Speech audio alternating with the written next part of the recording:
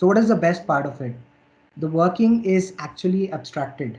So you have to write less amount of code for the same functionality compared to the other languages out there. And of course, if it is interpreted, it is easy to debug. So everyone knows that the difference between an interpreter and compiler. So interpreter, executes statements line by line. So if you're executing statements line by line, it becomes really easy to find out bugs or debug the entire program with debuggers. And Python is a dynamically typed language, so it makes indentation mandatory. You don't have brackets like the curly brackets like you have in other languages, but instead blocks are defined by indentation, which makes Python really readable and user friendly. And of course, object-oriented programming approach is followed in Python. So the best part of it, if you guys are aware of the OOPS principles, then you can model real-world entities in a program using classes and objects. So this really helps when we are using an object-oriented programming approach over a procedural approach, wherein we focus on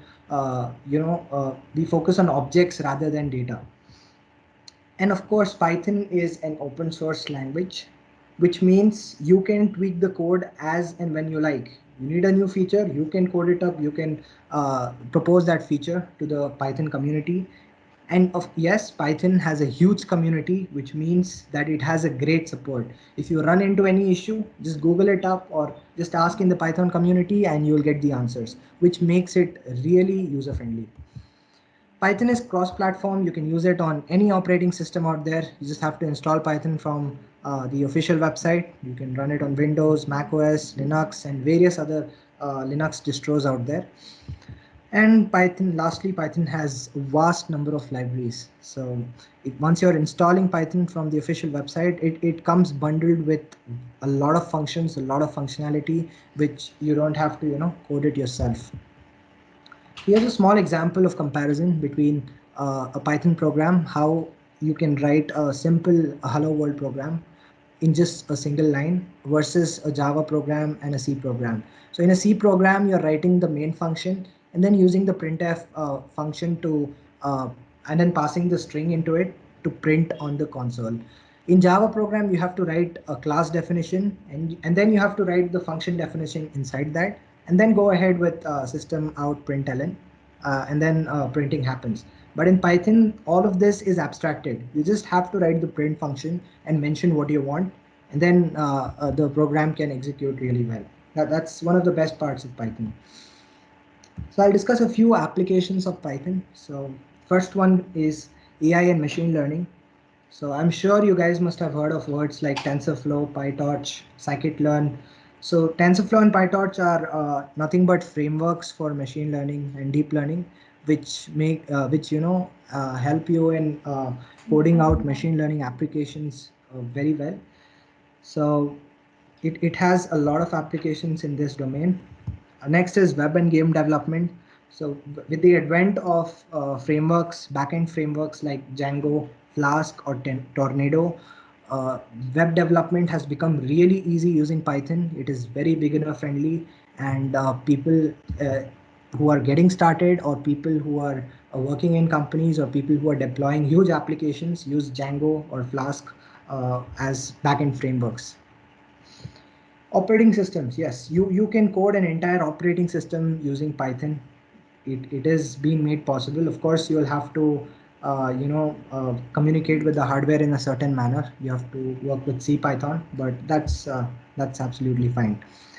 For software development, Python is really useful. Many companies are moving completely towards Python software development. Cloud infrastructure, these days cloud is the word of the mouth, and many people are creating cloud infrastructures directly with Python itself. I'm not talking about AWS or Azure or GCP, but I'm talking about the new startups who are creating their cloud infrastructures. This is completely been possible with Python. Python has a lot of applications in scientific and numeric fields. So NASA, ISRO, and various other organizations are using Python to a great extent. So if you're in the research domain, or if you're somehow learning finance or any other things wherein a lot of numbers are involved, then you must have come across libraries like NumPy, SciPy, and it's almost inevitable to avoid these libraries which are written in Python. So enough of applications. Let's talk about popularity of Python. So I've spoken about a lot of application domains. Now let's see why is Python popular in those domains. So here is the result from Google Trends. For machine learning, you can see that Python is a clear winner. You can see that the graph rises very fast. Okay, let me open the laser pointer. Okay. And R and MATLAB has a lot of catching up to do. So Python has become a go-to language for machine learning, AI, and deep learning. For finance, yes. So for finance, the language which was basically being used was C, and the red color graph which you can see is Python. So this Google trend was from November 2019, and it's July 2020, and I'm sure Python has already caught up and has become the first language in finance.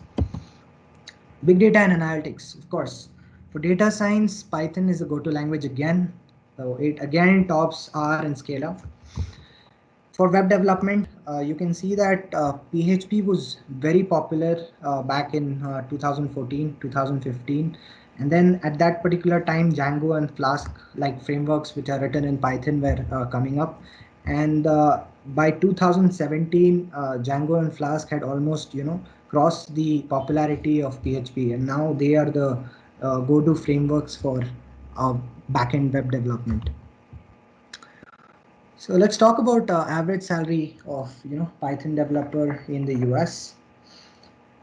After having a look at this, we can say that the starting average salary itself is 100 grand, 100,000 US dollars, almost more than that, and the maximum salaries easily cross 300 grand for Python programmer in the US. So in conclusion, I can say that Python is capable of handling almost any development environment out there. And so it can handle any kind of problem statement that has been thrown towards it. And it is really beginner friendly. Thank you. So if you guys have any doubts regarding Python, machine learning, or any other related domains, you can reach out to me on LinkedIn or Twitter. My DMs are always open on Twitter. Thank you, guys.